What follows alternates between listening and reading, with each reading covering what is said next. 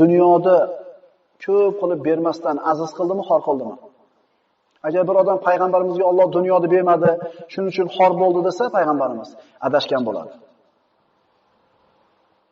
Unda Alloh taolo dunyoda ko'p bergan kishilarni xor qildimi desa, bu ham noto'g'ri.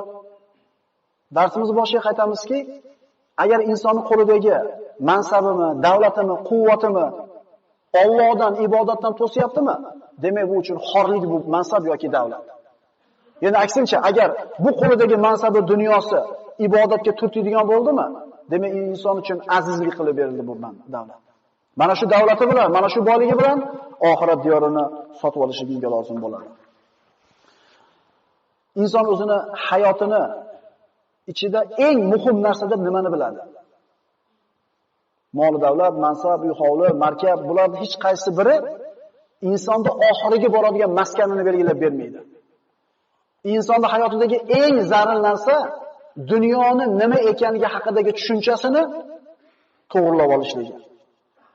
Uning haqiqiy saodati yoki shaqovatini belgilaydigan narsalar bu din, amal